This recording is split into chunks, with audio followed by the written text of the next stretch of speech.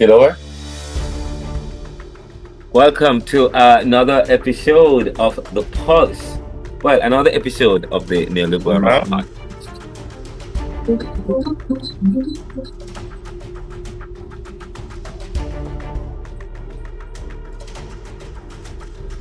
Welcome to another episode of the Neoliberal podcast.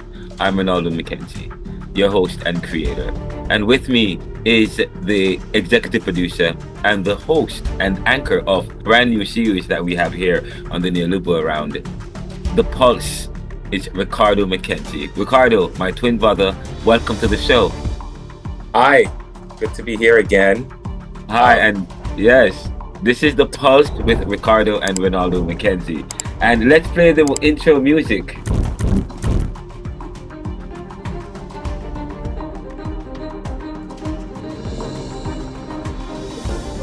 And Ricardo, fresh off his trip from California, Indian Wells.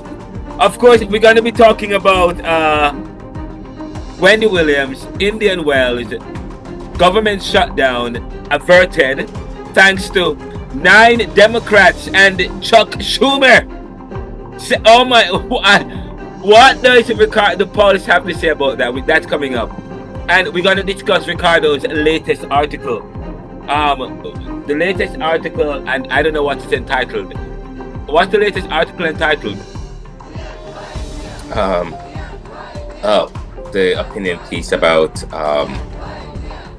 Trump destructive for America. Pretty much. Yeah, I can't remember it's actually in the Neoliberal, but we're going to talk about his article. It's a bombshell article. It's a powerful article. We're going to share it. Actually, let me see if I could bring it up here real quick for you. It's okay. I actually have it here. It's entitled "Dear Editor, Trump's Leadership: Destruction Without Solutions." We will share that with you. It's available in the Neoliberal Journal. It's at theneoliberal.com. We're going to talk about. We also want to talk about tariffs. Because in the article you reference tariffs a little bit. We want to talk about those. In my book, I talk about tariffs. We're going to talk about those, the Department of Government Education. Potential cuts to Medicare, Medicaid, and medication. And then, I don't know if there's anything else that I'm leaving out. Hi, Ricardo. Welcome. Welcome back. Well, it's good to be back on the show. It's good to be back from my vacation. Well needed rest. Did a lot. Went to watch a lot of tennis. It was great. Uh-huh. So it's great to have a lot to say about that. Yeah, it's for those people who don't watch tennis and or don't follow tennis, this may not be important, but it might be a way in which to understand large events or big called Grand Slams, a big tournament with lots of money, millions of dollar backing, earn lots of money. Top athletes are there. It's fantastic, but nothing is perfect. So I have a lot to say about that. They have a lot of drawbacks in this type of setting. Like if you compare to the U.S. Open, Indian Wells, they want to be a Grand Slam, but they don't have the space, or most importantly, the parking arrangements in New York City. The good thing about New York is that we have mass transit, so people can get in and out and get there without having to worry about parking. One of the issues that we face here at Indian Wells was I felt like people have to find parking. By the time they get parking spot, they have to try to get in. So, I realized that a tournament like this is limited, and there's no way they can compare themselves to the U.S. Open because of that. And they also don't have the space. Smaller, yeah. Okay. All right. So you said you did go to the U.S. Open. Oh yeah. Sorry, U.S. Open. You did go to Indian Wells. Mm-hmm. I asked you a question. How many persons look like you was there? Oh, I went there maybe 5 days, and I feel like not many. In fact, one of the ladies when I was inside Stadium 1, which is the bigger, they have Stadium, which is the top. Stadium 1, Stadium 2 is the premium stadiums. And I remember I walked outside and I was going to come back inside. And usually supposed to show you tickets again. And she was just like, I mean, I don't even think there was any black person in there or anyone that looks at me there. She's like, oh, I remember you. You could come back. You don't have to join line. You can come right through here. Because there weren't many people like me there. So it was easy for her to pick me out and say, go right on up. Because I probably may have been the only person that looked like me on that day during the tournament. Yeah. Yes. Yeah. But So it you did lacked have that some, it but lacked you a lot did of have a negative. negative experience. You did have some kind of, you did say that you had a kind of negative experience there at Indian Wells. I mean, it lacked diversity and it needs that. And I feel as though that's one of the drawbacks. I remember with Serena and Venus Williams, they said they weren't going to go back because they experienced some kind of racism there many years ago, and so that's one of the reasons why they haven't won a lot of times there. Because if you look at their record, they haven't been there a lot. I know they offered Venus Williams a wild card this year, and she was reluctant to accept it. And I'm like, why would she want to accept a wild card there? You know, she had a very bad experience in her tennis career, you know, going there. And so they said they would never play. Serena Williams since went back there once. Venus went there once since, maybe on their 20th anniversary. And I could see why, even though she went back once, I think it still had some scars that weren't healed because of that. And I could see that when you go there, you just feel like there is not a lot of presence or place for a certain kind of people there. And so that's just the experience, you know. That's She how was it is. supposed to, Venus was supposed to be at Indian Wells. I understand she was offered a wild card, but what happened at the last? But did she at the last minute she declined it? Well, she thought that she said she had other stuff planned, and so she wasn't going to be able to make it. I mean, this is a premier event. This is like the fifth slam, one of the top premier tournaments. So the fact that you were offered Why is Venus Williams still playing tennis? because, well, I mean, first of all, what do you mean? Why I is she mean, still playing tennis? why is she still playing tennis? Is she still playing tennis? I mean, I mean, that's the question. I mean, she's still active on. There are many people who are active and retire, like she maybe okay. She's not active. she is active, but I'm just saying, is she actually playing? We don't know. She So, okay, so she we don't could see her still be. we don't see her anywhere. We don't see her at the Grand Slams, and if she do show up, she's out in the first round. She's in her 40s. She's been battling injuries. Why can't she retire? What does it take for her to retire? Well, I feel like it's her prerogative. She put in the time in her career, in her life, and so if she retire on her own accord. A lot of times, I think people are putting too much emphasis on this. I think people should be given the respect to make their own decision in life, and I feel as though we don't allow people to be themselves or make as much. We want to put a label on them or tell them to do what they should do. I mean, it's her life, it's not mine. So if she wants to be active because she's allowed to be active because she was top ranked and she dropped out of the top 1,000 or whatever, it's her prerogative. It's her life, and I don't think people should live other people's lives for them. I don't think it's right. So if she wants to do it, regardless of what you think, it's her prerogative. That's what I believe. I understand it's her prerogative, but this game is about fans. I guess she still have her fans. People are still paying money to watch her. So I guess, although we don't see her, we only see her on social media and so on. Paying Anyways, money to watch her. She's not playing. Why are they paying money? They're paying money to watch other people. If she does show up, a lot yeah. of her fans are going to go. Like I thought she was going to go, and I was excited to get a ticket because I'm going to go to Indian Wells. I was like, yes, Venus Williams going to be there. Granted, I don't know if she's going to play well. Maybe not. She probably will lose in the first round, but I don't care. I want to see her play for one last time because with Well, Venus Williams, you're going to get excitement. You're going to get grunting. You're gonna get everything, even if it's for one last time, even if it's 6-1, 6 love. You know Venus is gonna put her heart on the line and she's gonna fight. She's gonna fight.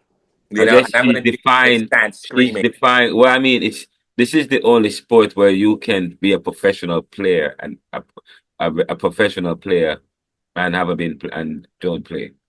That's not Um, true. Golf is the same way. yeah. Yeah, basketball. You could just say you're a professional player, but you don't have to play. So you are part of the league, but you're not playing because you're injured or some whatever reason is. It's not just she's already earned the right to say I can golf once you've won Yeah, but certain for tournaments. that's people who are doing well and playing. Listen, she's washed up. Renaldo, She's wait. when She's a grand. She's a dinosaur. She's a dinosaur. She's washed up.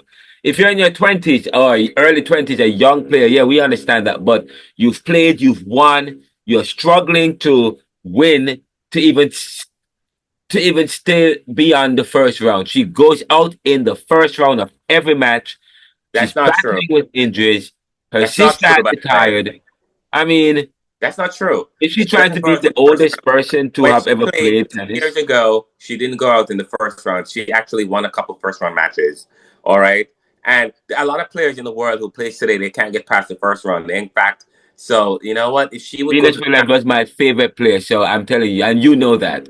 See, yeah, I was not a Serena fan. I was. I was. You were. I was the Venus fan. Yeah. So and I just feel, and yes, I feel as though she is betraying her closest fan. You're not a Venus. I mean, yeah, you appreciated Venus. You were always Serena. No, Okay. no, no. Yes. I I'm a Yes. William Yes. sister fan. I'm a Yes, William yes, sister yeah, fan. but I But was always a Venus Williams fan, and I believe she has betrayed her fans, and it's as if she couldn't care less. Okay, I believe she is at a certain point, you've done your job, we should need to retire gracefully. not just all of her fans feel that way. You're one fan who feel that way, but there are other fan members who don't want her to retire. A lot of people don't want Serena. In fact, people are still hoping and praying that Serena will come back. Ricardo, Okay, Venus has retired. She is behaving as if she's a retired she retiree. said if she retires, no one will ever know. So you don't know. So, oh, maybe she's Like I okay. said, I Yeah, don't care. Ricardo, guess what? I know. I know she's retired. I don't And care. then whenever you see her playing, those are featured Let's, matches. I don't care. Why is that important to you? Why is it important to you if she's retired or not? I mean, she's retired because but she should do it how professionals do it. They announce it. Okay. Anyways, moving from Venus Williams Yeah. to, well, wow, I shouldn't. Actually, it wasn't supposed to be Venus Williams. It's Wendy Williams. Oh, why are we Well, talking both about Venus Williams. In Williams? fact, people always see Serena or Venus. People would see Wendy Williams and say, "Hi, Serena. Hi, Venus. You did so well." She mentioned that one time that people would call her, and I was like, I think it's a total disrespect because they look totally different, and they're Yeah, yeah. yeah. So people would call, would say that to her. I need to check because Ricardo, I am incensed about what I'm hearing about being Wendy Williams. Mm-hmm. There is a story about Wendy. Let me see if I can find it. Wendy Williams. I am really incensed by the story concerning Wendy Williams. Wendy Williams to undergo additional neurological tests after former talk show host. Well, one day ago, MSN reports that she's going to undergo tests, but she was outside her window, acting berserk. And but I understand I finally saw a picture of her caretaker, this Caucasian lady. Her family is completely shut out. They're treating her as if she's a prisoner. Someone who had a psychological disorder is treated as if she's a prisoner, locked away, throw the keys away. Okay, and her family can. Part of her treatment, part of her recovery, part of treating people who are dealing with the issues she's dealing with is allowing her family, her loved ones to be around. I thought her son was taking care of her. That obviously he's not part of the picture. That is absolutely ridiculous. What do you think about what's going on with Wendy Williams, Ricardo? Um, I really don't know much. It's sad. I really love Wendy Williams. I've been watching her for many years. From she was on radio, I was driving to school back many many years ago, and she was on the radio. Then when she announced her show, I watched her talk show to the point when she fainted in her studio show on TV. That was shocking for me. To the fact that she lived in New Jersey. My company actually worked with her on a project. She always talked about she was very family oriented. She loved her son Kevin and her husband, and then she found that her husband was cheating on her, really took a big toll on her, What I'm more concerned about is her son and how this will affect him because he was evicted. He got eviction from in 2022 from his apartment, and I was like, his mother's a millionaire. How is it that he's evicted from his apartment, and then and not again in 2025 he got eviction notice because the court has put his mother's financial situation. It's managed by the court, so of course he's not getting any help from his mother because the court is taking over her finances, and so the son has to suffer. So it's really sad, and I really think it's wrong. He is of age. He's an old he's like he's over 18. He should be responsible for his mother, and I don't understand I why. don't know why they are treating her as if she is a criminal, okay, and putting her in a psychiatric hospital, and treating her as if she's a criminal. Her niece took her out the other day for dinner, and they called the police. They called her guardian, called the police, okay? Who I do not understand why and how. By the way, there's a story on MSN. Here's a story on MSN. Here it says Wendy Williams to undergo additional neurological tests after former talk show host defiantly tells The View she wants to move on from guardianship.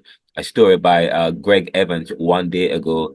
Apparently, she was on The View. Former talk show host Wendy Williams called in for an interview on The View this morning. She called in, speaking passionately about her recent travails of life in a memory care unit that made headlines when she went out to dinner with her niece and may or may not have had permission to leave the assisted living facility. Paparazzi had greeted Williams when she returned to the facility after the dinner excursion. Williams said she also visited a hospital for an evaluation and to have blood drawn her thyroid condition. Williams says the dinner excursion was within the rule of the memory care unit, but was told upon her return that it was not. The situation was the latest incident in which Williams had publicly insisted that she did not need to live in a memory care unit and in fact wanted a new guardian and a new judge in the case that landed her in confinement. So the judge, let me tell you what happened. Um, when and we have the Neoliberal Round podcast, and myself and Dante, we've been reporting on this. You can go to the Neoliberal journals. In what she had her money in Wells Fargo, and apparently they were saying that her money was being taken out of Wells Fargo. They closed it. The bank went to a judge, that is, and somebody need to investigate Wells Fargo and the judge. I feel like I'm talking like Donald Trump now to see if there's any collusion between the judge and Wells Fargo. Okay, because they are the one that started all of this. The situation was the latest incident in which Williams had publicly insisted that she did not need to live in a memory care unit. Williams reportedly has been diagnosed with dementia and aphasia. While she had said in the past that she suffers from substance abuse issues, she told The View today that she no longer drinks except for one birthday celebration last July. So on and so forth. There's a long story. She was on The View, I understand. She was on The View, so you guys can watch it when the Williams was on The View. So yeah, so that's what's going on with her, Ricardo. I was about to show it, but I don't think I don't want to belay the issue. What do you think about this whole thing? It's just sad what's going on with her. She was such a figure. We thought she was going to be the next Oprah Winfrey. Yeah, yeah, Of how good. A lot of people followed her. She had her fans, and now she's. It's crazy that she has one child and She loved her son a lot. What I mean, love yeah, him to death. So she talked about this man. He is her everything, and the fact that there was a report where she said that her son was spending her money and she didn't know about it, but it's because she has dementia and she's just suffering, and so she feels that way. But I don't understand. The next of kin should have been her son, who is a power of attorney. She should have gotten a power of attorney. He should have been a power of attorney yeah, for yeah. her, I completely agree. and I think she raised him well. And the fact that she doesn't trust him 100% all the time, but he loved his mother, and this is sad. Actually, I think it's really sad that I feel as though who's going to suffer more is her son. Her son was in college and he dropped out of college. he had a lavish lifestyle. I know he now can't have a lavish lifestyle because his mother used to take care of him. It's an only son. I would want my son, my only child. Ricardo, I just said to you, I just feel like there's a conspiracy, and you know how I feel about this conspiracy. They're going after famous famous African Americans. This is how they went through Black Wall Street. They're targeting Jay-Z, they're targeting P. Diddy, they're targeting Bill Cosby, targeting what was that, the young woman from Barbados? Uh, What's ASAP Rocky? Is it ASAP Rocky? She's ASAP Rocky, ASAP Rocky, so on and so forth. It's quite interesting. It's quite interesting. I mean, as you know, I mean, if you're a person of color in our world today, especially in America, you know, Yeah. a lot of people don't like a lot of certain people don't like when we're successful. When you see that a successful black man. I remember when I was working at Lord and Taylor back in the day, many, many years ago, one of my manager said she would see, Go ahead. Yeah, that, yeah. I'm gonna share this with you. She was on Wendy Williams was on the View wait, recently. wait, wait. My boss said that she would see a black man driving, or her husband would see a black man driving, and he was like, "Oh, he's a drug dealer." So they only associate our wealth or wealth of a black man or some black man or an African American person who look like they're doing well. They only attribute it to, oh, they only get that because of drugs. So the thing is that there's a lot of jealousy within when a person of color is doing well in society. They don't like it. If they don't like it, it's like why? Which is why, remember, once Barack Obama became president, our Yeah, society changed. That's when our society changed. In this country, the day that a black man became president, a lot of people were upset. And that's why Donald Trump rose to ascendancy in this country, because people were very upset. A lot of people were so upset because how is it that we have a black person? How dare we selected or elected a black man to be president of this country? It wasn't warranted. It's not worth it. He cheated. This happened. That happened.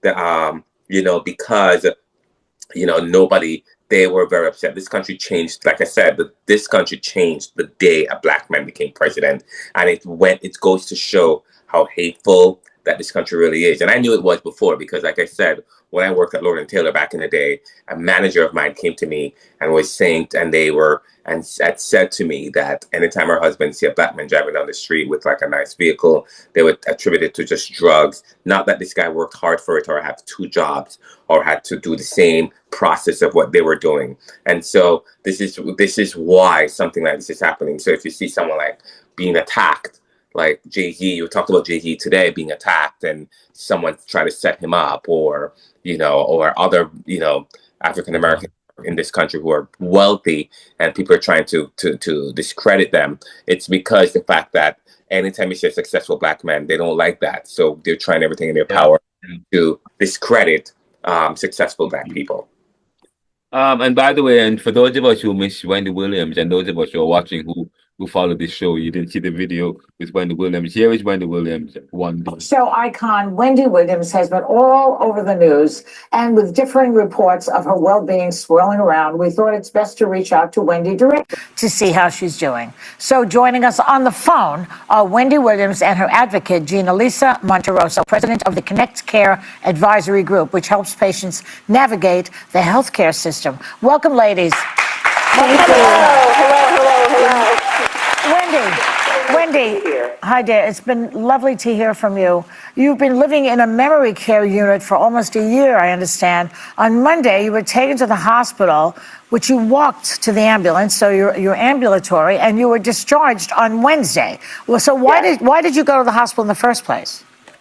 Well, I went to the hospital. I was having a little agina, and to go to the hospital. Look, where I live, you know what I'm saying, at this memory unit on this floor, I just needed a breath of fresh air. You know what I'm saying? I needed to see the doctors. So that's why I went to the hospital. I see. All right. And then while I was at the hospital, I also got blood drawn for my thyroid, Mm-hmm. But most importantly, what I'm saying, being at the hospital, it was my choice to get an independent evaluation on my incapacitation, which I don't have it. You sound okay to me. How dare they say I have incapacitation? Yes. I do not. Okay. Anna? Well, Wendy, this is Anna Navarro. You and your niece, Alex, who we've had on our show, went out to dinner. So in addition to fresh air, you needed good food on Wednesday. How did that go, Wendy? And well, I thought it was great at first. Alex and the boyfriend, they flew from Miami to New York.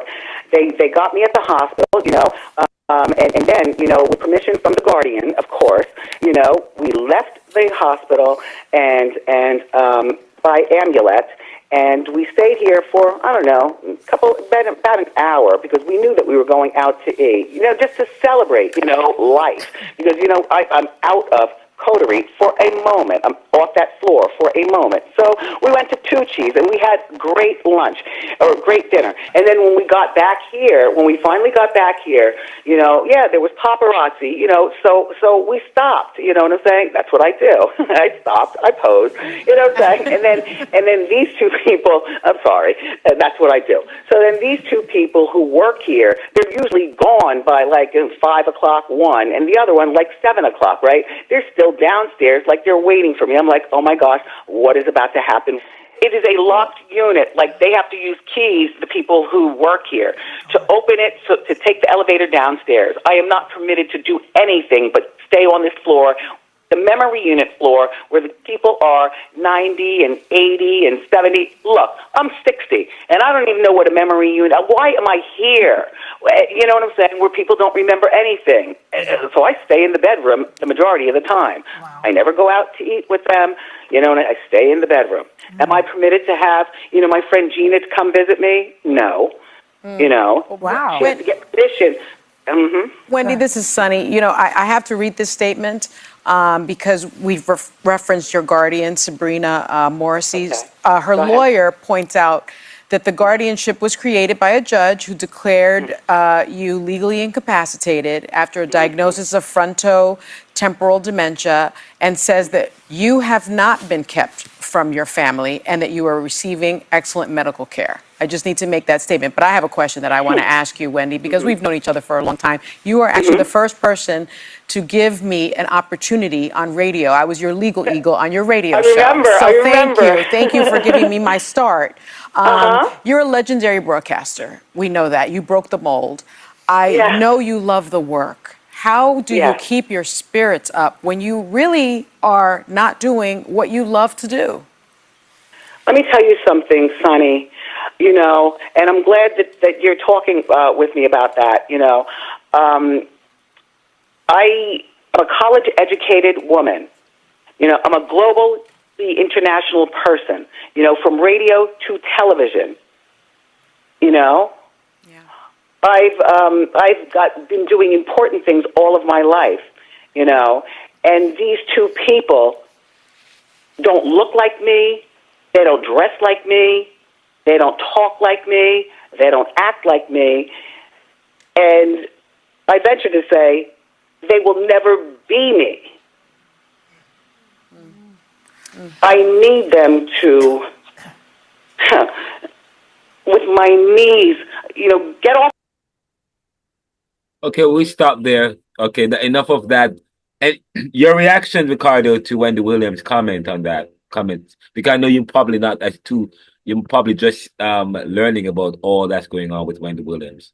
I am. It's very sad. It's heartbreaking because I really love Wendy Williams a lot. I don't know if you know. I am a huge Wendy Williams fan. Huge. Like, I remember she came to our fans, and that's the problem. You guys not knowing. I mean, first of all, I thought it is criminal in terms of the ways in which the system is treating her and her situation. But what she said was profound. These people I have a background in case management, in public health, in the helping profession, and this is not how you treat helping professionals. Renaldo, they don't look like me. They don't act like me. It's very profound. But what she's trying to say is that why are they putting these kind of people who is not from my background, he's not from my race, who doesn't have my interest at heart. That's what she's trying to say. She was trying to make a point there. She was trying to reach out, and there's so many people there's so many people in the What is business. the NAACP? What about? I mean, and she has a lot of money. I think she has a lot of money. She has agency. She used to Not have. only that she has a lot of money, but she has a lot of people and friends. People And should come out. People should come out. Like that lady that was talking to her sonny on The View. These people on The View, they love her. They talk she's an about attorney. why are they Johnny is an attorney. why are they not there? Why are they not in their corner? I mean, no one has been there to help Wendy Williams. She has helped to launch a lot of people. Even she was on the Breakfast Club. What's his name again? Was saying you helped to launch She has helped to launch many people, and she's helped to launch many people's career. But Even that guy, what's that black they guy name? have not done. Black guy that was on her show. The black guy that was on her show. I forgot his name. He has his own show now. He was on. I forgot his name. Trump. He was on Trump. He interviewed. He had interviewed the lady that was running for president. I forgot her name. Yeah. God, Kamala Harris, and what's his name on his radio talk show, on his podcast as well. Yeah. So there's so many people she helped, and it's just so sad to see her in this condition. I hope that people would come to her rescue and put her in so that she's among people that care for her, really care for her. I'm telling you, they are whipping you. You can talk, but you can't talk. You have to be careful when I think they're punishing Wendy Williams. This is punishment. Putting her in a psychiatric ward. Throwing away the key. And the statement from her guardian doesn't make any sense because she was out with her sister and they called the police on her. Yeah. Saying that she was abducted. She can't even go out with her family and overspend 1 second. She needs permission to go to her. I'm telling you, they are treating her. Her guardian is not her guardian in my estimation. Her guardian is a security officer. Wow. God, this is why it's good to, when you have a life, it's good to have a power of attorney. When you know that you're going to get sick and something is happening, get a power of attorny immediately. Make sure your family is involved in your care. Yes. Don't shut them up because at the end of the day, everyone, she went the day that she passed her, she just said, you know what, Kevin, I'm going to make you my power of attorney. And then I would say, listen, ABCD, guide him, teach him. This is what's going to happen to your mom. I need you to do ABCD. So you know what? I'm sorry, it's sad, but some of it is her fault. She had that one son that she loved and cherished, and she should have made sure that he was the one. And he should be the one that's responsible for her. He should be her guardian. He should be the one that guide her. And he should be allowed to hire people, fire people, take care of her estate, everything. He should be in charge of it. She had one son. She loved him to death. She loved that boy to death. He should be in charge. That's it. Yeah, that's true. Yeah. So, it's sad to hear. All right. So the next thing is, do you want to take up your article or talk about the government shutdown and how 9 Democrats and Schumer helped to pass the budget, which is going to be for the next 6 months because it's only temporary. It's only this budget that they just passed is only will only fund the government for 6 months. Any comments? Because first of all, there are those who are saying, say for example, Beta or Rook, and he sent me an email earlier today, and in his email he said that he does not agree that the Democrats should have sided that the Democrats should have voted for this bill. They should have used it as, there are those who are saying that they should have used it as leverage because of all of the Donald Trump's cuts, these plans to cut Medicaid and Medicare, they should use it as leverage, and they did not get anything. Actually, the Democrats keep losing. The Democrats are stupid. We've said that before. We've had discussions about the Democratic Party in this country. They think that they're smart. They think that they're so intelligent. That's the problem why they're in this position today. Starting from that judge who never resigned when Barack Obama told her to resign because she wanted to stay for the first woman president. Okay, all right.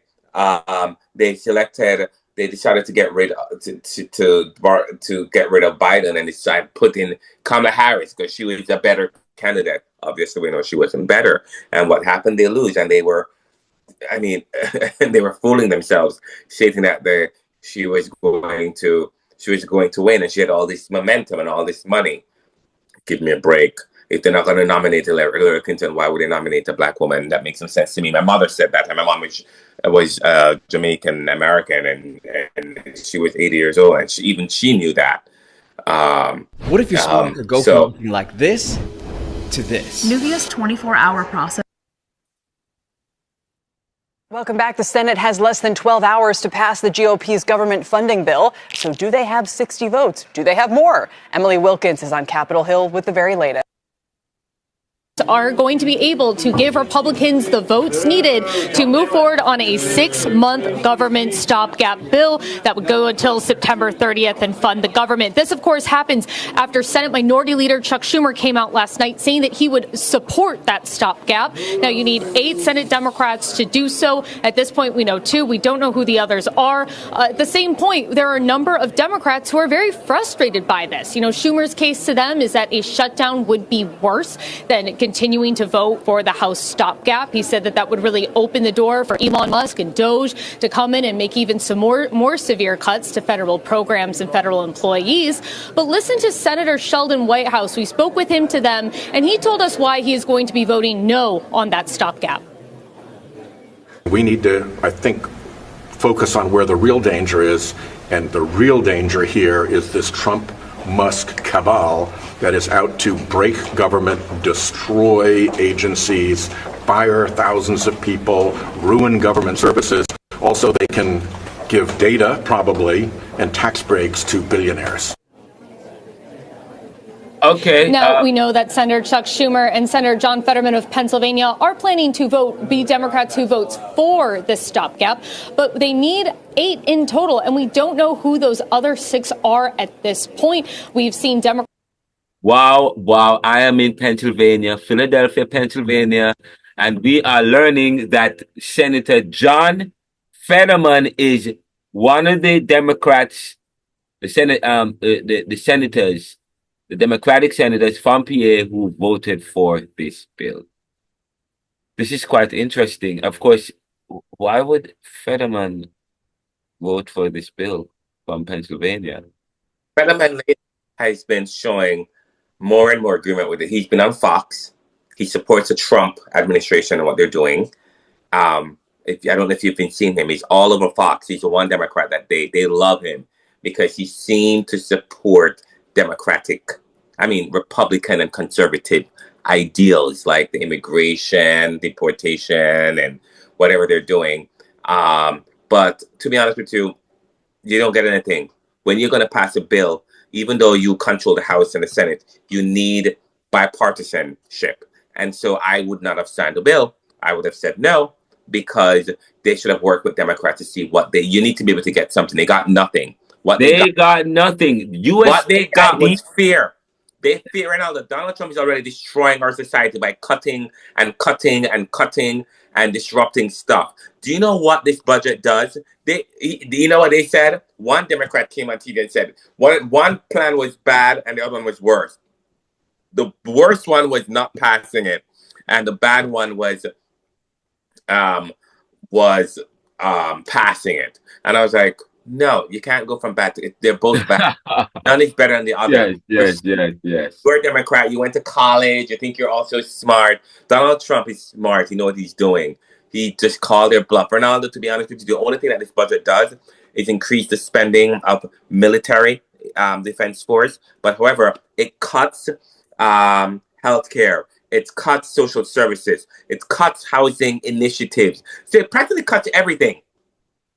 It cuts everything. Right now, I think that they are having some meetings about the Small Communities Investment Act.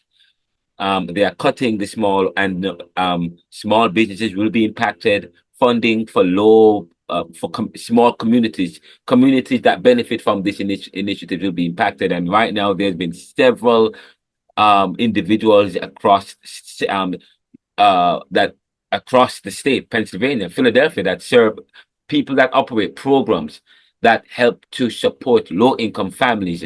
Right now, their businesses that rely heavily on funding, their businesses are being threatened and are affected right now. I've been threatened, and already I'm being asked to write a letter on behalf of a small business in Philadelphia. I won't call their name because they have a meeting with Senator Street on Monday coming up, and I'm going to say that Chad from the PAMMJ, the medical marijuana. He runs a medical marijuana business that helps to provide licenses to people who are affected by certain mental health or behavioral challenges who need the medication, and they provide the opportunity to get the medical card at reduced costs. And right now, he's telling me he has a meeting on Monday because he's trying. Because although he is a Caucasian man, he's saying that he serves the African American community, low income community, and right now their business are being threatened. Spooner has no spine. This lady was on MSNBC. Renaldo, he has no spine. I'm sorry. Yeah. The Senate just voted to avoid a shutdown with a bill that cuts non-spending by non-defense spending by $13 billion. That's what they voted for. It cuts it by $13 billion. If the government shutdown happened, it would still cut these programs by billions of dollars. It also gives DOGE the authority, the Department of Government Efficiency, led by Elon Musk. It gives him more ability to eradication of funds through DOGE, while intended to eliminate wasteful spending. The centralization of power has sparked. I'm telling you, this is what it does. So he's already doing all of this stuff already. So why are you going to pass a bill and say, you know what? They're in charge. Everything's going to get worse. So and there's going to be election in a year. So, or in 2 years.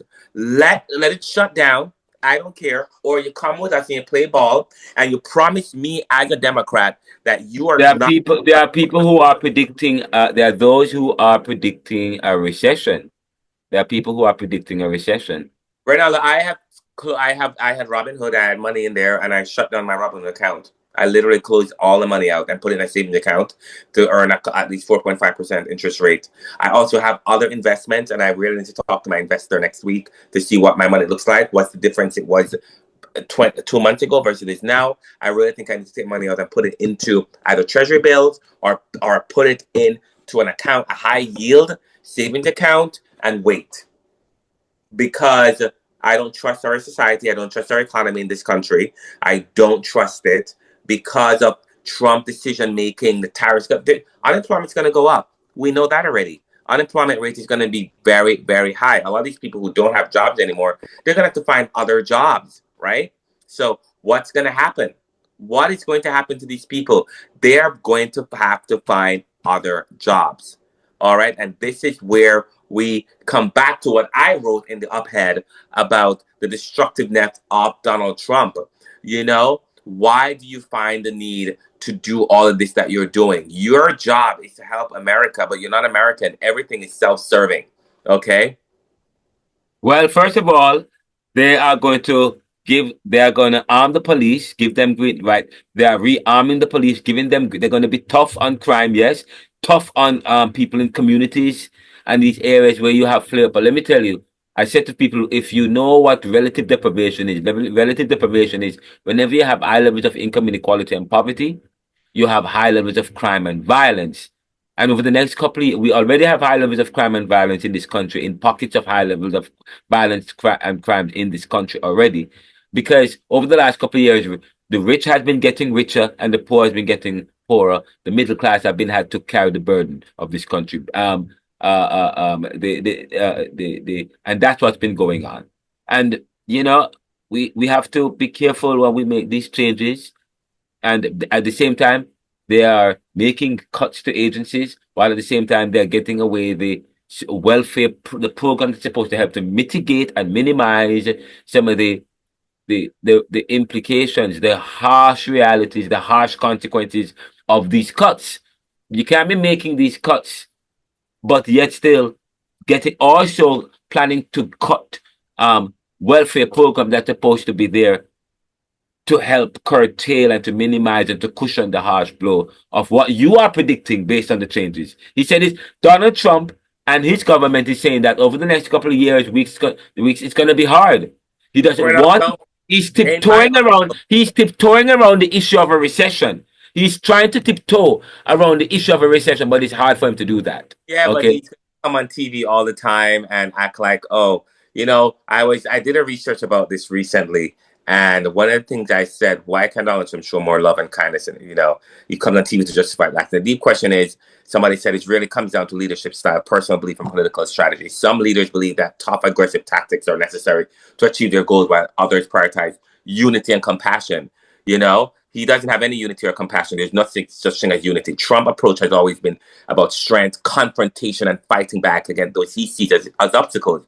For some, for example, his directness and his refusal to back down are appealing because they see him as someone who challenged the status quo, which makes no sense to me. For others, his rhetoric and actions come across as divisive, hurtful, and even destructive. Politics often involves strategy, and Trump's method has been to dominate the conversation up and through controversy. So he loves controversy and conflict. All right. A truly great leader balances strength with empathy, and he has none of those, making people feel valued while still pushing for change. Maybe the real question is, can someone lead effectively while also showing more kindness and unity? And I think, yes, that's important. But look, let's talk about my op-ed. Donald Trump is not fixing America's problem, Renaldo. Yes, Ricardo. And I was looking forward to getting to this. He's destroying the institution and program. Hold on, let's don't go too fast. The title of the article is "Dear Editor, published in the Neoliberal." So Ricardo McKenzie is we appreciate the fact that he's going to become more active. But the article, "Dear Editor, Trump's leadership, destruction without solutions." So I said Donald not fixing America's problem. The article. He's destroying the institutions and programs designed to address them. He claims to be solving issues, yet he offers no real solutions, only dismantling what is already in place. Trump excels at tearing things down, but has no viable strategy for building something better. Remember, we talked about the Affordable Care Act, and people talked about it in his last, when he was president in 2016, and he had nothing better.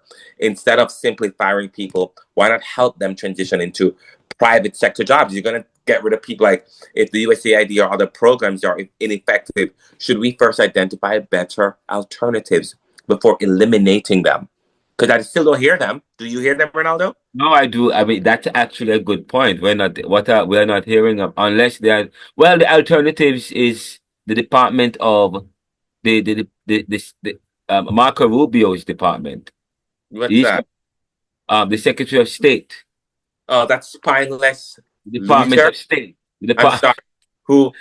First, I'm going to write another op-ed. It's going to be like, can Trump do no wrong? I've never seen anywhere in our society, even me, if you're a leader, where no one can challenge you, everything you do is perfect. That's a problem. If you are not, people are not allowed to judge you. I watch Fox, and every single move he makes is perfection. He is God. No one is God. The only one that's perfect in our society is God. When God moves to the right, everything he does is perfect. And Donald Trump is no God. And you're calling Donald Trump God because every move he makes is perfect. That's a problem. And America needs to wake up. Anyway, Trump excels at tearing things down, but has no viable strategy for building anything. We talked about that. If the USAID or other programs are ineffective, shouldn't we first identify a better alternative before eliminating them? Okay, his leadership is driven by vengeance and resentment. Perfect, Renaldo. A dangerous formula for national decline. We talked about Rome, you and I, before, how Rome declined internally. All right, if somebody talked about it, Renaldo, you and I were talking, somebody mentioned this. Paul also mentioned this to me. Paul? He mentioned this to me before, Renaldo. A president of this country many years ago talked about America declined, and how if it's going to be declined, it's going to be declined internally by its own people. That's what it said. Yes. The president said it. It was scary when I read that article. So Trump. But that's been the history of almost all great. Yes. Nations, all Yeah. great civilizations. That's Yes. what has, Division. yes, Division. This they have, country is during all of this country is built on unity. Even though we have the Civil War and all that stuff, we realize that's why we call ourselves America, the yeah, United yeah, States of yeah, America. And we united we stand, to divided we fall. Remember that song, Ronaldo? yeah. United we stand, divided we fall. And if our back should ever be against the wall, we'll be together forever, you and I. Remember that? Yeah, yeah, I remember that song. That's quite interesting. Yes. Yes. So that's what we're realizing in this country. All right, anyway. So we talked about the vengeance and we talked about resentment. Despite being taken advantage of at times, right? The United States we're talking about here still remains the wealthiest and most influential nation in the world. Well, hold on. Before you said that, you made a point in the preview. You said that if we approach challenges with wisdom and compassion, we might find real solutions. I don't think we can't gloss over that. Oh, If that's true. you said that Trump's leadership is driven by vengeance and resentment, a dangerous formula for national decline. You saw he actually went to the FBI headquarters. Was it yesterday or the day before yesterday? He went. Wait, hold on. Sorry, the Department of Justice. He went to the Department of Justice. He went on a tour. His newly confirmed department pick for the Attorney General took him on a tour, and then he gave a speech. And in the speech, he was clearly going after those people who he are now saying was on a smear campaign. Of course, I believe, the people who we believe were going on a smear campaign, they were doing I'm quite sure they believe that they were doing their jobs. And Well, if yeah. he believes that they were being on a smear campaign, it wouldn't be these professionals, it would be the politicians who instructed them to carry out their job, or they're going to be terminated. So now that's what I'm saying to you. They are caught between a rock and a hard place. Donald Trump angst is misplaced to be going after these bureaucrats, career technocrats Ronaldo, who work their lives. If anything, if they went after him for being it makes you wonder, huh? It makes you wonder if he really had the country's best interests at heart. Wouldn't he lead with more unity and less destruction? He does. dangerous formula, yeah. And you said hatred does not lead to progress, it leads to chaos. If we approach challenges with wisdom and compassion, we might find new solutions. That's powerful. Yeah, yeah, that is true. It's like this country. We understand that we had a lot of issues back when this country was when this beautiful union was being formed. Yeah. People came from other countries because this country is a law-abiding country. We don't have to deal with fraud from our leaders, from our, I was talking to this kid in the airport when I was going to Indian Wells recently, and he's from Nigeria, and he said he come from Nigeria because the president is a criminal, and people still voted for him. And he didn't understand that. That's why he came to this country. And then to see that we have a president who's a criminal, who isn't perfect, who has committed so many fraud, and the fact that Americans can still vote for someone like this, he just doesn't understand it. He doesn't understand it. Yeah. Doesn't. Yeah. He doesn't. You know? Yeah. If you look at, despite being taken advantage of at times, the United States, as said to you, is the wealthiest nation and most influential nation of in the world. When you talk about that, the U.S. it benefits immensely, Ronaldo, from international visitors, whether they're tourists, students, or business people. They spend money on hotels, restaurants, shoppings, healthcare, education, and more. All of that. All of these people inject billions into the economy every year. Even immigrants who some argue are taking advantage, in quotes, of the system often contribute far more than they take through taxes, labor, and then entrepreneurship. And you and I have known a couple of those people who actually are, we know what. What happened to those construction jobs that were left abandoned? What has happened to? I understand that there were some jobs that some sites, some work sites that were left abandoned. There were no workers because many of them were immigrants maybe some of them were undocumented, and many of the ICE came, or many of them are not coming to work because they are the ones that work in these sites. What has been what's the latest with that? Ronaldo, How are they dealing with that? right now, this country's a big country, so you're not going to feel the effects greatly immediately. So some people are walking around and think everything is great, but you're going to feel the effects maybe a couple months. Like I remember somebody said to me, Paul and I would talk all the time, and he would say, America is too big for us to fail. It's too big for us to go into like a world spin, or a black hole. But guess what? However, Donald Trump has put us in a situation where people don't want to come here. People don't want to invest. They're scared. And so maybe you don't want people. Maybe your plan is to turn away from people to come here. But if people are not coming here, it means that your country is not great.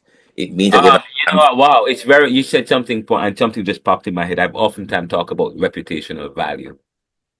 Yes, if people aren't coming here, but when I talk about we're not great, Renaldo. Yeah, but when I talk about reputational value, I talk about reputational value in terms of business. I said when you start a business, the first thing you want to do is develop reputational value. You want to develop credibility. You want to build your brand, develop a reputation. And then and then people want to do business with you when you when you have a kind of the US. I mean, the brand, the US brand has been tarnished in a sense. The US brand is changing. People are nervous, and you said people are nervous to do business with the US. People are nervous. First of all, people are nervous of flying anyways, because, by the way, 2 days ago, day before yesterday, there was another airplane issue. It was a catastrophe. In the US, was it an American? Sorry, I don't know what airlines it was. One of those top airlines. It had 30 minutes into the air. It had to turn around and will go back to the airport because one of the engines started caught on fire. By the time and the people were jumping off, people were on the wings. It was anyway. So people are afraid to travel anyways. Well, but I traveled, but look at this for now. Let's talk about this. You mentioned a point that we were just reading. How we said you can't. Here's the deal: you can't have your cake and eat it. Yeah. You can't. If you are the best, people are going to want a piece of you. In sports, it's the same thing. If you're the best team, people are going to jump through hoops to come to your games. People are going to jump through hoops to come to play for that team because they're the best, right? America has been the best for many years. So guess what? We have an immigration crisis, but it's not a crisis. People from other countries are trying to come here because of the best, because you're the best. The only way you stop the immigration crisis in this country is if we're no longer the best. So maybe Donald Trump is trying to destroy this country so that we're the worst country in the world. So look at this. If you look at it, if people stop coming to this country, whether as tourists, students, investors, or immigrants, it could be a sign that we're losing our global appeal, Renaldo, which is not good. And that's what's happening. Trump. You know where they're going now? They're going to Jamaica and to the Caribbean because okay, let us. If all these Caribbean states, if they were to become states, that started to with strong economies and they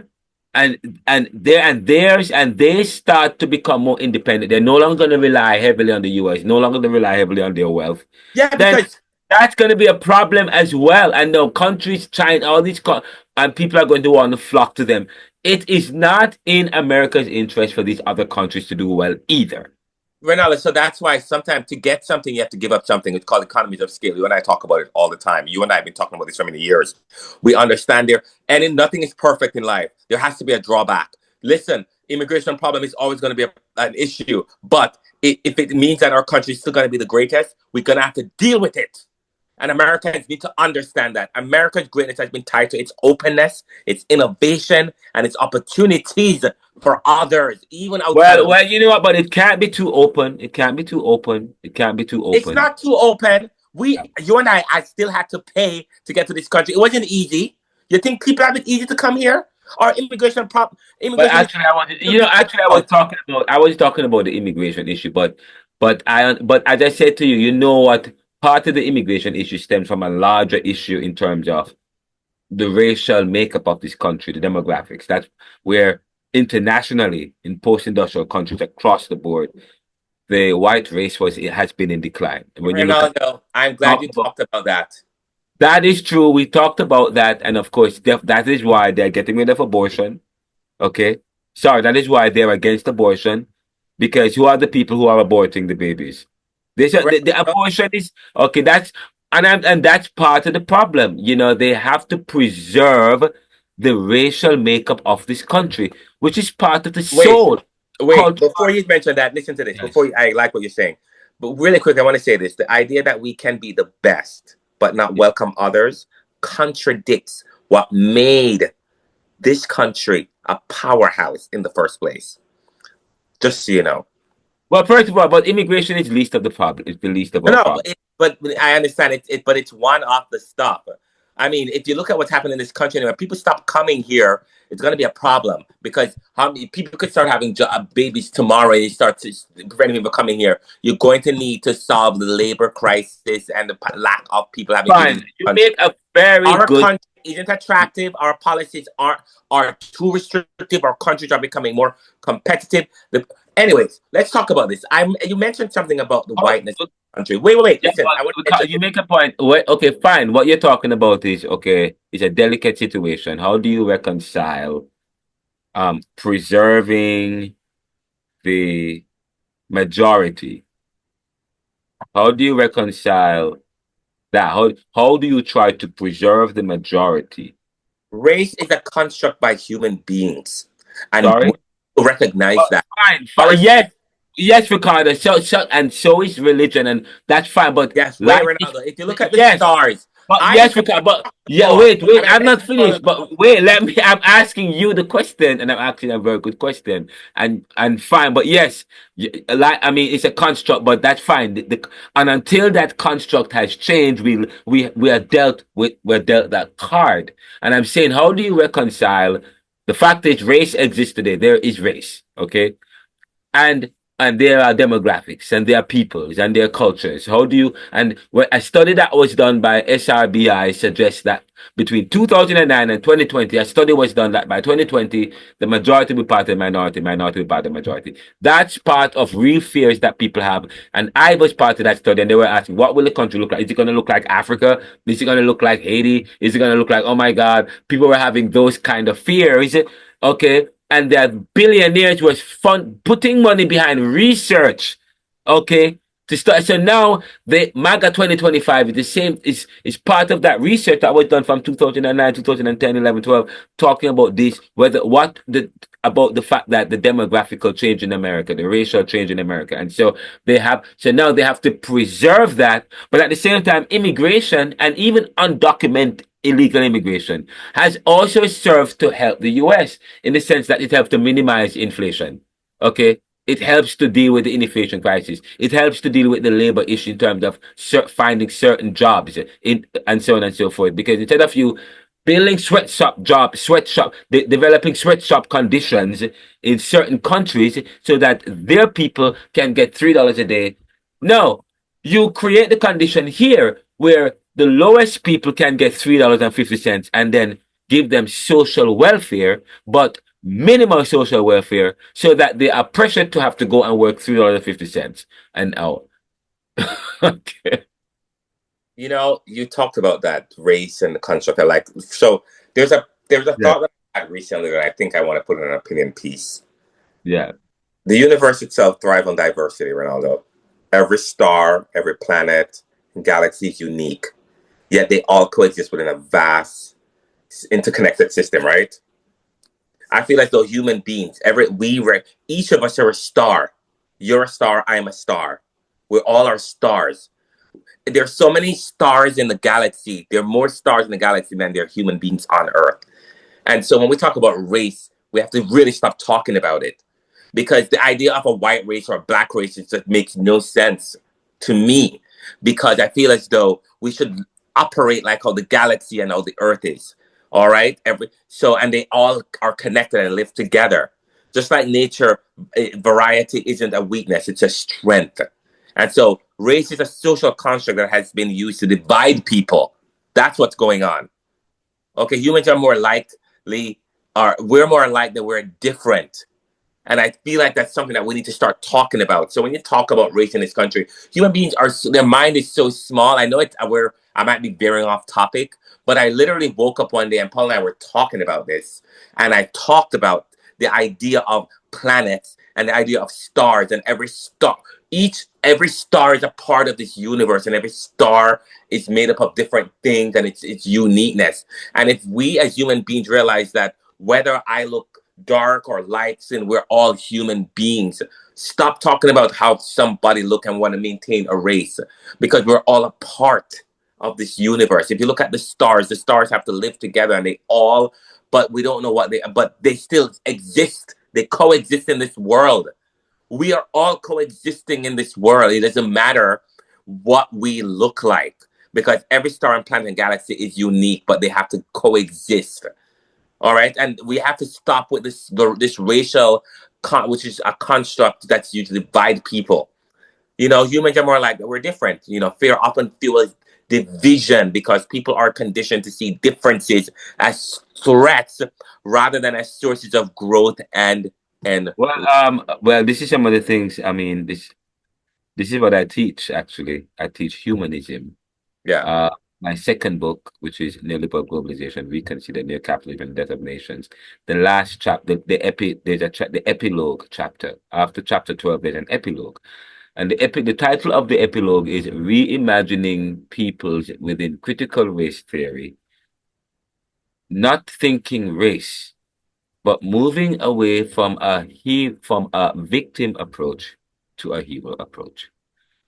And it's deep. I won't say much about it. And you're along the lines that I've been talking about. Of course, oh my God, amazing! And the class I taught yesterday, I talk about the fact that race was an invention. The idea of race came about in the 1500s, just when it came about, it was a theory that was not accepted in academia, but it was relegated to the to the back shelves of academia because it wasn't accepted. It wasn't generally accepted until when they wanted to justify why they wanted to enslave a whole set of people and treat them like dogs. Because first of all, they were civilized people. They were civilized. The Europeans, they were Christians. They were civil. How can these civilized people do such a thing? And how can these merchants? What arguments will they tell the church and their good consciences? The argument, all of a sudden, the theory that was invented in the 1500s, that was in the back shelves, became all of a sudden it was elevated to now part of academia. Okay.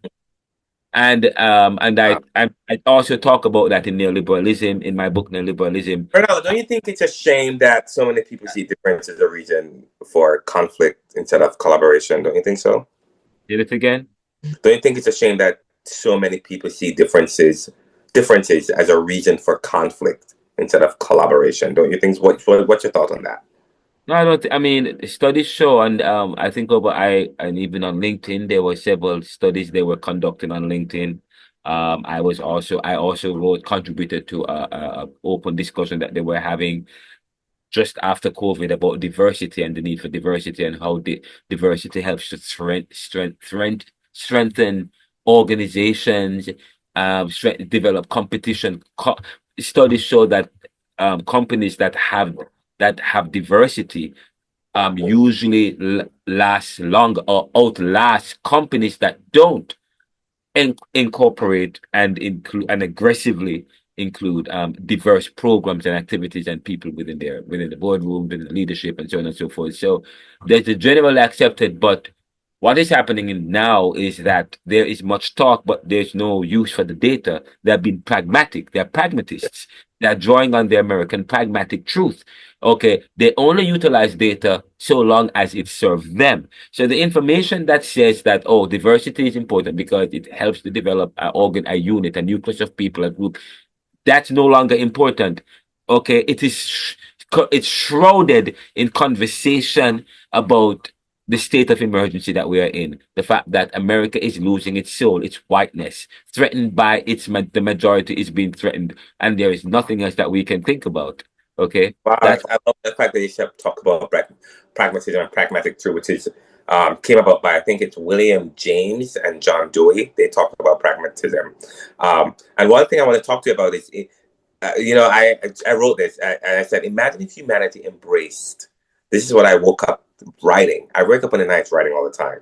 Imagine if humanity embraced the cosmic. Why don't you publish these, submit these articles so I could listen to one of the things that I was talking about. Imagine if humanity embraced the cosmic truth. Cosmic, we're talking about the universe here. We're talking about truth, that variety is essential to life itself. Maybe then fear wouldn't have so much power. And that's why Donald Trump was elected, because of fear. But imagine if humanity, because they didn't want a black woman, but imagine if humanity embraced the cosmic truth that variety is essential to life itself. Imagine how beautiful our society would be. That's true. That's powerful. You've been writing a lot, Ricardo, huh? Renaldo, I just had just thoughts in my head about our society and what's happening, because it bothers me a lot. You and I died when we were born. We were born, we weighed less than 3 or 2 pounds, 6 months and 2 weeks. They thought we were gonna die. And I've always and there's more to me and to you than just going to work every single day 9 to 5. This is our society today needs people who can just deviate from pragmatism or pragmatic truth for real truth, and recognize that there's more to our society. We're in a universe, we all live in this huge, Renaldo, the cosmos, it's just vast. You know what? There are more stars. There are more stars than there are people. There are billions of people on this earth, and yet still they coexist. And each of us can represent each star. And that's what we see ourselves, as stars, and not as black or white, but as a star. That makes up this vast universe that has to contribute to your society, to contribute to this universe while you're alive. And when you die, guess what? We are made up of star dust. So instead of seeing yourself as white, seeing yourself as a part of the society, as a star, as a part of a star that was sent down to earth to experience life in its fullness, experience life in a different form. But yet still we're trying to experience life as, okay, the dominant race should be white. No, it's not about being the race. It's just about living in this vast universe. But let's talk about my paperback. In closing, on the matter of cutting costs, if they want to make tough decisions to cut the deficit of 36 trillion, then instead of going after poor and middle class, okay, cutting their jobs and everything, maybe they can ask these billionaires and the top 3% to help. If they really want to make tough decisions, then the people, middle class and poor people don't have an ounce of much left to give. But billionaires have a lot more to give. They will never be poor. Even if they give 1% more, you and I talk about this, maybe they can ask them. There is no way we're going to achieve our goal, or Donald Trump can achieve his goal without getting more from those people. And guess what? This tax cut, they're giving more to these trillionaires and billionaires. Renaldo, why? They're extending the tax cut. I think, first of all, I feel as though I'm being duped. It's as if you don't know what to believe. I'm hearing that we're hearing that the Department of Government Efficiency under the leadership of Elon Musk was created to help to get rid of government waste, get rid of government fraud, so on and so forth. While at the same time, we're hearing that Donald Trump's 2017 tax cuts for billionaires and for the rich is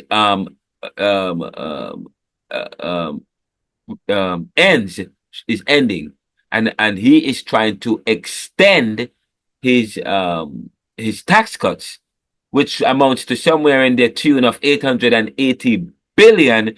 $880 billion. This $13 billion that they cut for social welfare is a drop in the bucket. Why okay? 808, they're trying to give rich billion extend and trying to give them $880 billion to give these people. But yet still they're talking about the importance of establishing a Department of Government Efficiency to get rid of waste and glut and so on. In order to do what? In order to give billionaires more money. And who is doing it? The same billionaires. And so I stopped and I thought about it. I'm like, this has nothing to do with waste unless they believe in the economic policy, this trickle down economics.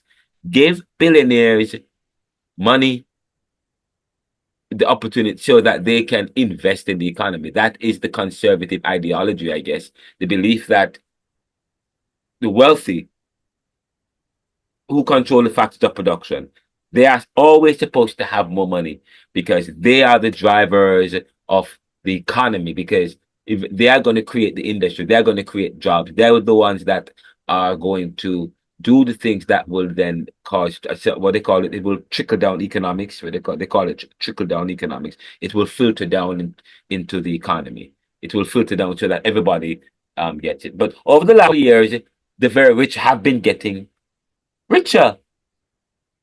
And that has not translated into anything lucrative.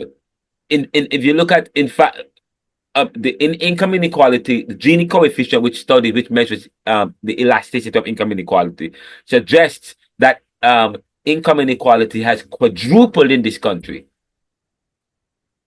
So I am not understanding why there is a need to want to extend if anything, fine, extend the tax cut, but why give them the same amount of tax cut they got? Cut it in half, give them 400 billion. And so that we can preserve some of the programs and slowly transition. I don't understand. So I feel as though I am being duped. I feel as though I'm being duped. I feel as though I'm being led astray because I was on the Donald Trump bandwagon with all these cuts, and now I'm hearing about these $880 billion cuts that he's giving to billionaires and millionaires, which has not. But yet still they're out there talking, and they're talking on this out to the side. They're talking about to the side of their mouth, the side of the mouth. They're talking from the side of their mouths. So Renaldo, tax cuts for the wealthy and giving them money back, it help a little bit. It does. Do you know that? Okay. However, in the long term, it creates more income inequality and instability. I was just doing a quick research. It said historically, it shows simply giving billionaires more money through tax cuts or deregulation doesn't guarantee broad economic success. While what it does is temporarily boost the economy, it often leads to increased inequality, higher deficits, and long-term economic instability. Remember, we had that financial crisis during Bush era years when he did the tax cut, and then Donald Trump, and then Barack Obama had to come and increase tax a little bit. More balanced approaches, such as investing in infrastructure, education, and fair wages, have historically proven to create more sustainable economic growth. So the most successful period that we've had since the 1990s, do you know who was president? Bill Clinton. He increased taxes. He raised taxes on the wealthy in 1993, which helped reduce the national deficit and led to a strong economy and budget surpluses.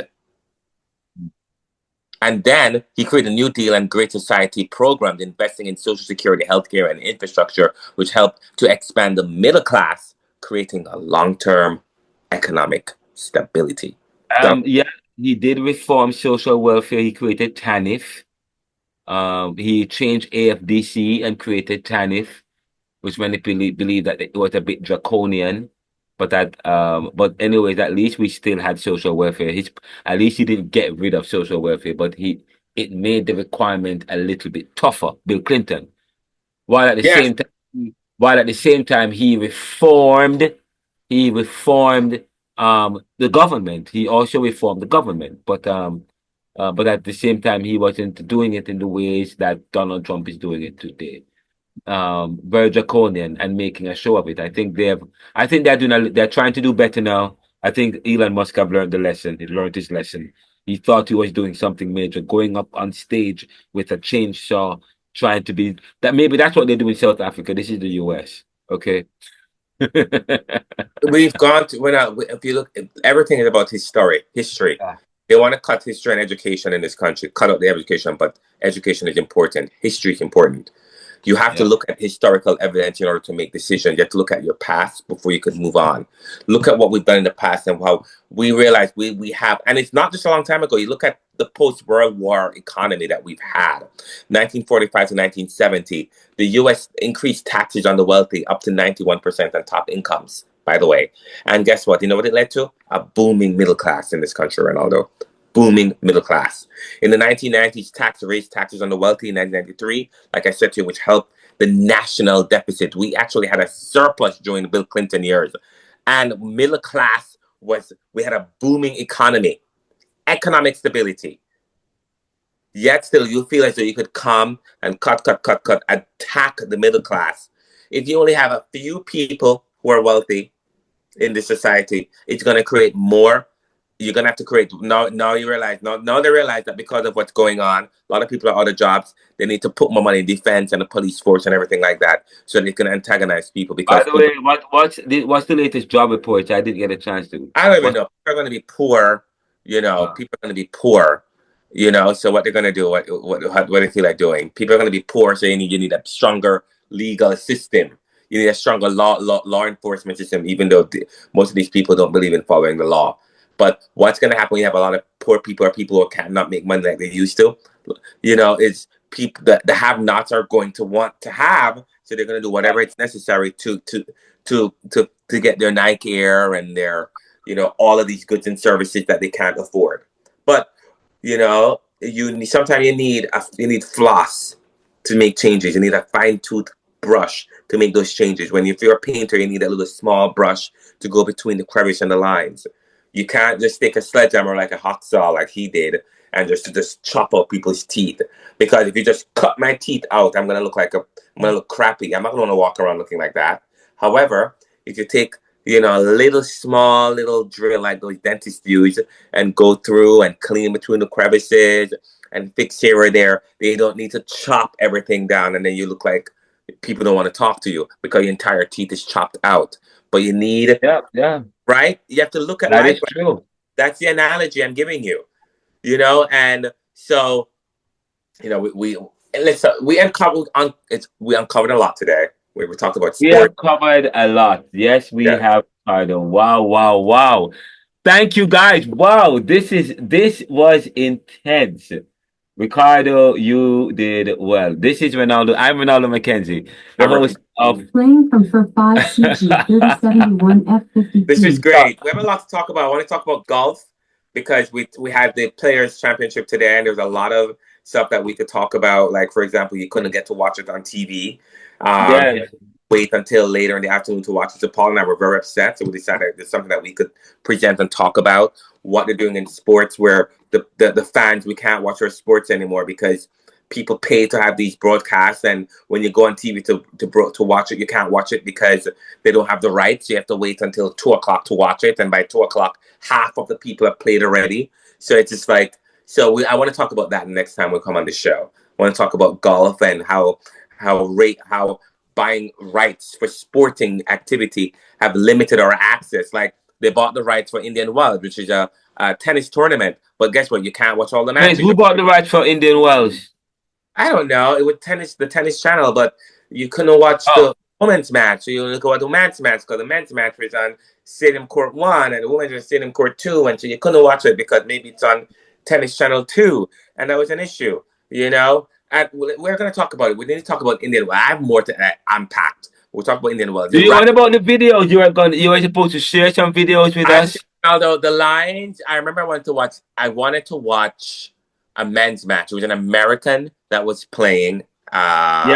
This Russian kid. Sorry, I called him Russian kid. Karen Kachanov. Everybody loved it. Renaldo, the line was so long. It wrapped around. I walked up to somebody in line. I said, Are they giving away Lexuses in this line? Because the only way I would join this line is unless they're giving. You flew halfway across the country or the world. You spent $600, maybe $700 for a ticket. You rented a car, you for $500 or $300. You stayed in a hotel for another $1,000, and you paid $150 or $100 or $50 for a ticket, and you show up and you have to join these godforsaken lines, and you have to wait for 3 games before you get inside the tournament, or the lines is out the door, and now you're spending an hour or 2 hours waiting in line to get inside an event that you already have spent $5,000 to get to. That's the problem. That's my issue with Wells and most sporting events. That's the problem that they have to address. Okay, because to be honest with you, I'm not going back to Indian Wells. I am not going back there until they fix it. Wow. No. You're not going back to Indian Wells? Not going back. Not and you wait, hold up. I mean, paradise. They were like, it's tennis paradise. It's tennis paradise. It's beautiful. Renaldo, Paul and I went to the qualifiers, and we had fun at the qualifiers, which was free because they were and it was beautiful. But when you went on the tournament actually got on the way, you couldn't see how beautiful the venue was, because all you saw, there were so many people, you couldn't appreciate it. They sold more tickets than amount of get inside of the tournament. So if everybody wanted to get inside of a match that was playing, they could get in, because there were more people on the ground than people that could get into the tournament. I watch it on TV. I pay my cable bill. All right, $100 a month. That's it. Not going. Done it. Been there. Done that. Oh my God! Thank you guys. Thank you for making it the Neoliberal podcast. I'm Renaldo McKenzie, the host and the creator. And of course, this is the new series and the latest series of a new series we're doing. It's called The Pulse with Ricardo McKenzie, who is the executive producer of the show, and myself, Renaldo McKenzie, your host and creator of the Neoliberal. Ricardo, last words. Well, I told you already, I'm never going back to Indian Wells. But last words is, we need to get back to 1 John 4, verse 16. You know, God is love, and he who dwelleth in love abideth in God, or abideth in love and love in him. We have to remember that this country was built on love, and we have forgotten the love of God, the love of each other. Yes, we have to get back to loving one another. The only way we're going to accomplish, and every decision we make should be made out of love. If you don't make decisions out of love but out of hate, you will never achieve your goal. I am telling you. All right. All right. So that's my last word. Thank you so much. This is the Neoliberal podcast. And just remember, you can visit us at theneoliberal.com and RenaldoCMcKenzie.com. Visit our store page at store.theneoliberal.com, where you can check out our services, our solutions, and our products. And please remember, you can also visit, follow us on Facebook, Twitter, The Neoliberal Co., Facebook, The Neoliberal Corporation, and also on Instagram and Reddit and LinkedIn, The Neoliberal Corporation. Please let you know, you can get a copy of Neoliberalism, Globalization, Income Inequality, Poverty, and Resistance, which is available worldwide in all platforms. And just so you know, the Caribbean Thought Lecture Series is underway. We are at Lecture 6. Lecture 6 was released yesterday, or maybe tomorrow, I'm not sure, but just ahead of this particular show. Probably right after this show will be Caribbean Thought Lecture 6. It promises to be explosive. The students talk about Obia and African tradition and the lingering legacies of colonialism, and the fact that many Caribbean people think that Obia and African tradition is illegal today suggests the lingering legacies of colonialism. So check out the series. Also on Monday, Ricardo and I will be joined by Woodrow Wilson II, who is the CEO of Revere. He's a conservative and a Republican strategist. He has worked with several senators and Republicans and have helped to secure their wins. I understand. He will be on the show on Monday. The show will not be live. It will be delayed, and then we will release it probably later in the week. So there's a lot happening. We're very busy here. Continue to support the show. You can donate to us by going to anchor.fm/theneoliberal. You can also go to the Neoliberal website, theneoliberal.com, and go to our support page. We're all about serving the world today to solve tomorrow's challenges by making popular what was the monopoly. We say, what good? Thank you, Ricardo. Oh, yeah. That was great. That was really good. Finally, Finally, by the way, if you notice this, this is a regular, this going to be a regular every Saturday at 8 o'clock. If you go in your phone or if you click on it, you should set it on your phone. Every Saturday at 8 o'clock, there's a Zoom meeting. I've set it, it's going to be, it's going to repeat itself. So every Saturday at 8 o'clock. And next week, we are going to be live. We can be live on Zoom. We can also be live on various show. We're going to be live. We want to thank Georgetown University for giving us the opportunity for using their Zoom platform to provide the show as part of my dissertation reflections and by developing grassroots community shows that continue to inform the populace. Thank you so much, Georgetown. Continue to do all that you can to facilitate low or grassroots people to share their work and to contribute to the development of society. Thank you. All right, there we go. And I will end now. Take care, Ricky. It's gonna take me a lot. If I hope this recording is not long, because if it's long, it's gonna be a lot of work.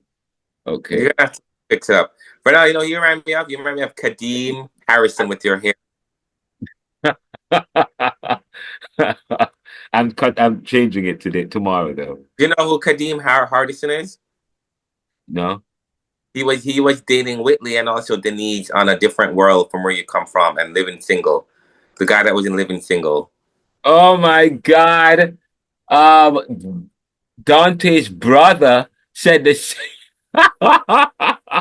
said the same thing. Let me share your screen. Let me see what he looks like. You're using your phone. You're using your phone. You're not using your computer. Yeah. Probably not easy. Okay. All right. Well, send it to me in my phone, and I want to see what this guy looks like. All right. Walk good. Take care. Yeah, you have to look at it. Kadeem. Oh, he told you that? You remind me of someone else. Yes. Dante's brother said, "Oh, you look like the guy on that. What's his called? That same guy, Kadeem. What's his name? Kadeem Hardison. He used to be on A Different World. He was dating Denise and Whitley, and also Living Single. And it's the guy that had the dreads. Kadeem what? Hardison. But he don't have no dreads no more though. No, okay, he's an older guy. Oh no, okay, no, it wasn't him. He was saying I look like somebody else. He looks different. He looks like a totally different person now because he's totally fat. He had the glasses that you flip up and down. Kadeem said, "Oh my God, you are crazy!" He looked like a totally different person now because now he's a fatso. Oh yes, all these guys have gotten around. You see him? Yes, but I disagree with you. His hair was not like mine, was it? It was at one point when he was in. I'm trying to find a Kadeem Hardison? No. Kadeem Hardison. I'm looking at Kadeem Hardison. No, I disagree. I don't see. I don't look like Kadeem Hardison. I'm trying to find a picture of Kadeem Hardison. You're crazy. Yeah, in 1997, he was in a movie called Drive. Okay, that's the movie? Yeah.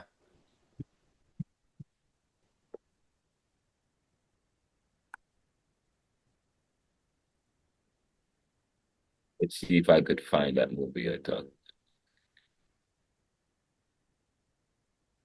Oh, okay. I see. Okay, I see what you're talking about here. Okay, I see. Okay. I remember looking at his. Okay, I see what you're talking about here. I see it. I see what you're talking about here. Yes. Yes, I can that's see it. Okay. Yes. That's it. Remember him? He was in I remember him. Different World. I never watched Drive. I've never watched Drive actually. I've never watched Drive.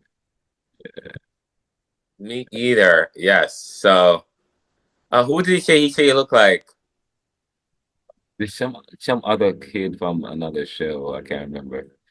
It has to be him. He couldn't remember. It has to be him. No, I don't know. Just with the hair. No, but the guy he said I look good. I said, okay, yeah, I can see me looking like him. Who is it? I have to know who this guy is. I'm gonna have to ask you. But signing out of the Neoliberal, signing out, and I'll call you back later. Take care. Remember, Monday we have a show on Monday at 3:00. Okay. Yeah, I have to fix that. All right, bye.